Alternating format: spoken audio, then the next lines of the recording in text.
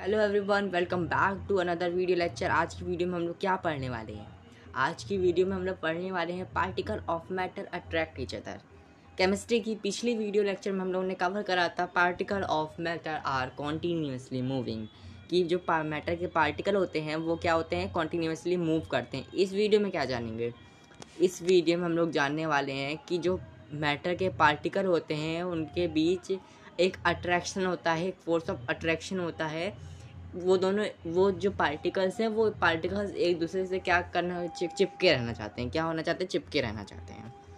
अब चिपके क्यों रहना चाहते हैं? क्योंकि उनके बीच एक मैग्नेटिक फील्ड क्रिएट होती है जिसको हम लोग बोलते हैं फोर्स ऑफ अट्रैक्शन। वो फोर्स जिससे दो पार्टिकल के बीच में क्लोजर अट्रैक्शन हो जाए, उससे क्या होता है? फोर्स ऑफ अट्रैक्शन बोलते हैं। ठीक है, डायग्राम बनाते हैं। चलो, डायग्राम से ज़्यादा समझ आएगा। फिर से वही सेम चीज़, सॉलिड, लिक्विड और गैस। ठीक है, 3 स्टेट ले लिए हम लोग ने। चलो 3 स्टेट ले लिए। अब इसमें क्या ड्रॉ करते हैं? कुछ पार्टिकल्स ड्रॉ कर दिए। ये सॉलिड के पार्टिकल हैं।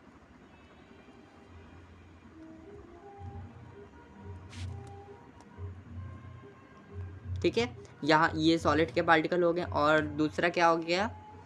लिक्विड के पार्टिकल हो गए और ये किसके हो गए? गैस के हो गए। ठीक है, गैस के पार्टिकल हो गए। अब जरा एक चीज़ आप लोग नोटिस कर रहे होंगे। क्या कर रहे होंगे? जो सॉलिड है वो सॉलिड में हमको तो लग रहा है इसमें फोर्स ऑफ अट्रैक्शन बहुत जल्दी हो, क्योंकि इसके जो पार्टिकल्स है वो काफ़ी क्लोजर होते हैं एक दूसरे से, जो हम लोग ने जाना था। जानते हो, ये जो पार्टिकल होते हैं ना, ये एक दूसरे से चिपके रहना चाहते हैं। क्यों चिपके रहना चाहते हैं मैं बताता हूँ, सब चीज़ समझेंगे। ये इससे चिपका रहना चाहता है और ये इससे चिपका रहना चाहता है। अब ये क्यों होता है? क्योंकि इनके बीच ना जो इंटरमॉलिक्यूलर स्पेस होती है उसमें थोड़ी सी मैग्नेटिक फील्ड होती है। इसकी वजह से क्या होता है कि दो पार्टिकल एक दूसरे से क्या होना चाहते हैं? चिपके रहना चाहते हैं। ये सबसे ज़्यादा किस में होता है? फोर्स ऑफ अट्रैक्शन सबसे ज़्यादा किस में होगा? सबसे ज़्यादा होगा हमारा सॉलिड में। सॉलिड में सबसे ज़्यादा, यहाँ मैं लिख दे रहा हूँ, ये सॉलिड है, ये लिक्विड है और ये गैस है। ठीक है, तो सॉलिड में जो फोर्स ऑफ अट्रैक्शन होगा वो सबसे ज़्यादा होगा। उससे कम किस में होगा? लिक्विड में होगा। सब उससे सॉलिड से कम किस में होगा? लिक्विड में होगा। और कहा जाए नेग्लिजिबल किस में होगा? नेग्लिजिबल का मतलब हो गया ना के बराबर। तो ना के बराबर हमारा किस में होगा? गैस में होगा, क्योंकि गैस के पार्टिकल्स हम लोग देख रहे हैं कि कितना ज़्यादा डिस्टेंस पे हैं एक दूसरे से, तो लग ही रहा है कि नहीं होगा, इसमें फोर्स ऑफ अट्रैक्शन होगा ही नहीं। ठीक है, ऑस्मोसिस और डिफ्यूजन पढ़ा था ना। काइनेटिक एनर्जी सबसे ज़्यादा किस में होती है? डिफ्यूजन सबसे ज़्यादा किस में होता है? गैसेस में होता है ना, क्योंकि गैस के पार्टिकल एक दूसरे से दूर रहते हैं, जिसके थ्रू वो एयर में दूसरे पार्टिकल के साथ मिक्स हो सकते हैं। इसमें काइनेटिक एनर्जी इसी वजह से थोड़ा सा ज़्यादा होती है as compare to solid and liquid. ठीक है, ये सारी चीज़ें हम लोगों ने जानी थी ना। तो बेसिकली यही था आपका फोर्स ऑफ अट्रैक्शन की। फोर्स ऑफ अट्रैक्शन होता क्या है? Third characteristics of matter. तीनों कैरेक्टरिस्टिक्स के आप लोग नाम अच्छे से याद कर लीजिएगा और एक एक एग्जाम्पल ज़रूर याद कर लीजिए। एग्जाम्पल आपकी बुक में दिया हुआ है, कोई भी एग्जाम्पल। इसका तो खैर नहीं, जो मैंने पिछली वीडियो में आपको बताया था इंसेंस स्टिक वाला एग्जाम्पल। और ये जो डायग्राम था मैं यहाँ पे मार्क कर दे रहा हूँ, इसीलिए ये वाला डायग्राम और ये वाला डायग्राम, इसका एक एक शॉर्ट सा एक डिफ़ाइन करने के लिए कुछ आप कंटेंट याद कर लीजिए। वैसे तो मैं नोट्स में जब कराऊंगा तो मैं उसमें बताऊंगा कि किस तरीके से इसको करना है। एक्स्ट्रा क्वेश्चन आंसर और एनसीईआरटी के जितने भी क्वेश्चन आंसर सब सॉल्व करवाऊंगा। ठीक है, बट पहले चैप्टर कंप्लीट करते हैं। तो बट प्लीज़ आपसे रिक्वेस्ट है कि आप लोग डायरेक्ट जो वीडियो है एनसीईआरटी सॉल्यूशन की और एक्स्ट्रा क्वेश्चन आंसर की, वो एक्सप्लेनेशन के पहले मत देखिएगा, एक्सप्लेनेशन के बाद देखिएगा। ठीक है, तो आप लोग को ज़्यादा क्लियर होगा। ठीक है, और जो मेरे चैनल पे नए हैं तो मेरी उनसे रिक्वेस्ट है कि प्लीज़ मेरे चैनल को लाइक, सब्सक्राइब, शेयर ज़रूर कर दीजिए। ठीक है, अब आगे बढ़ते हैं। आई होप सो कि कैरेक्टरिस्टिक ऑफ मैटर आपको समझ आ गया होगा। अब हम लोग बढ़ते हैं स्टेट ऑफ मैटर की ओर। स्टेट ऑफ मैटर थोड़ा सा जाना था, सबको पता भी होगा स्टेट ऑफ मैटर कितने होते हैं, किस किस तरीके के होते हैं। जिनको नहीं पता मैं बताता हूँ। स्टेट ऑफ मैटर हमारे होते हैं 3 तरीके के, सॉलिड, लिक्विड, गैस। अभी जो पढ़ रहे हैं वही है, सॉलिड, लिक्विड, गैस। अब इनके स्टेट्स के बारे में थोड़ा डिस्कस करेंगे कि इस कैसे इनके बीच अभी तक जितनी भी चीज़ें हम लोग पढ़ते आए हैं तो उसको थोड़ा सा इनमें अरेंज करके देखेंगे कि कैसा होता है। जैसे डिफ्यूज़न की बात करते हैं, डिफ्यूज़न सबसे ज़्यादा गैस में होता है, तो वही स्टेट्स हम लोग यहाँ पे पढ़ने वाले हैं, ठीक है। और अगर बात करें इन तीनों स्टेट के अलावा, अगर बात करें, मैं नाम बता दे रहा हूँ बट उसको पढ़ाऊँगा नहीं क्योंकि वो आपके सिलेबस में नहीं है।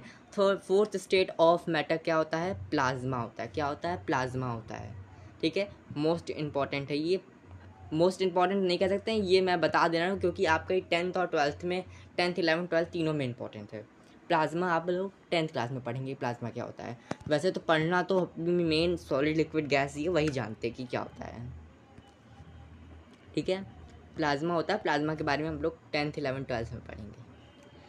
तो अब यहाँ पे 3 स्टेट दिए गए हैं। अब तीनों स्टेट के बारे में यहाँ पे बताया गया है कि किस तरीके से इसको थोड़ा सा पढ़ लेते हैं। और हाँ, मैं एक अलग से वीडियो बनाऊँगा एक, जिसमें मैं एक शॉर्ट टेबल दूंगा जिसके थ्रू लिक्विड गैस और सॉलिड के बीच में जो भी डिफ्रेंशिएशन है, डिफ्यूज़न सबसे ज़्यादा किस में होता है, और शेप एंड साइज़, वॉल्यूम, जो भी है, जितने भी टॉपिक्स है सब क्लियर करेंगे एक चार्ट के थ्रू।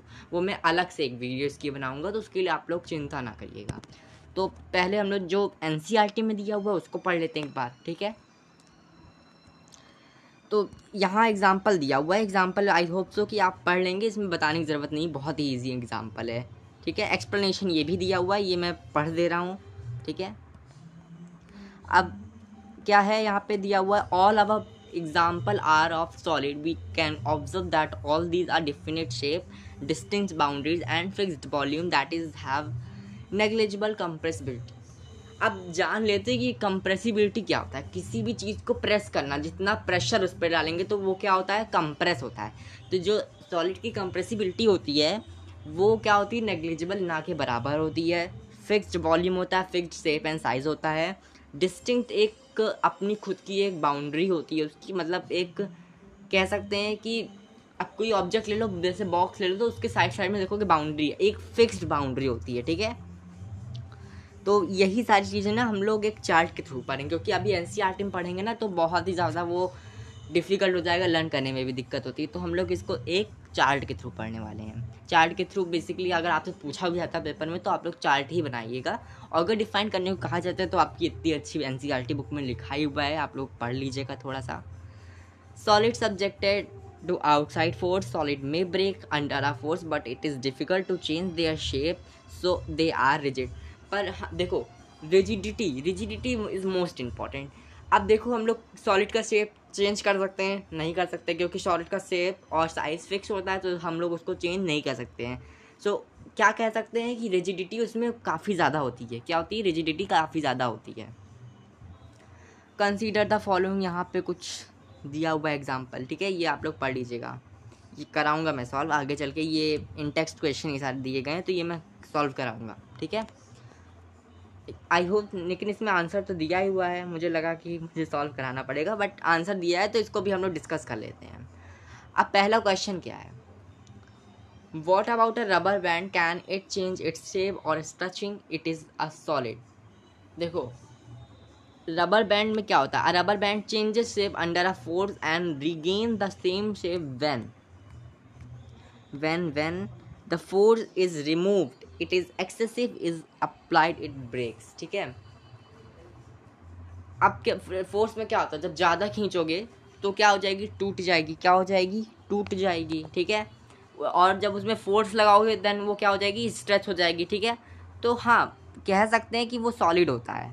क्या होता है? सॉलिड होता है, कह सकते हैं हम लोग सॉलिड होता है। और इसमें पूछा गया अगर सॉलिड है तो क्यों ऐसा होता है कि रबड़ स्ट्रेच होती है और वो स्ट्रेच शेप चेंज करती है, ठीक है, ये पूछा गया। तो इसमें यहाँ पे बताया गया है rubber band changes shape under the force जब उसमें लगाई जाएगी तभी वो अपना शेप चेंज करेगी, और डायरेक्ट अपना शेप नहीं चेंज करेगी। वाटर ले लो और रबड़ को ले लो, वाटर को तुम जैसे फैलाओगे वैसे फैल जाएगा, उसमें कोई फोर्स नहीं लगनी है।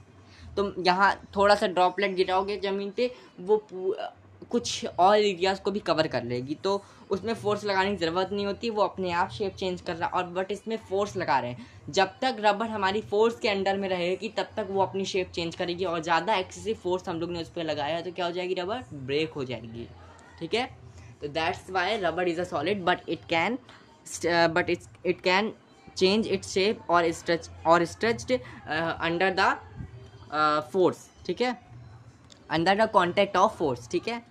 नेक्स्ट क्या है question, what about the sugar and salt when kept in the different jars and take the shape of the jar, are they solid? चलो इसको देखते एक बार आंसर इसका। The shape of each individual sugar or salt crystal remains fixed, whether we can take it out hand, put it on the plate or in the jar, ठीक है। देखो size fix रहेगा, ऐसा नहीं है, क्योंकि पार्टिकल्स हमारे शेप ले रहे हैं, जो शुगर और सॉल्ट के पार्टिकल्स है वो शेप ले रहे हैं नज़ारे का, वो ये नहीं कह सकते कि वो खुद शेप ले रहे हैं। अब किसी चीज़ को, किसी सॉलिड को तुम डाल दो किसी बॉक्स में, अब वो क्या सॉलिड अगर पार्टिकल्स की फॉर्म में होता है, सॉलिड जो होता है हमारा वो पार्टिकल्स की फॉर्म में होता है, तो ये नहीं कह सकते ना कि वो सॉलिड नहीं है, ये तो नहीं कह सकते ना कि सॉलिड है ही नहीं वो।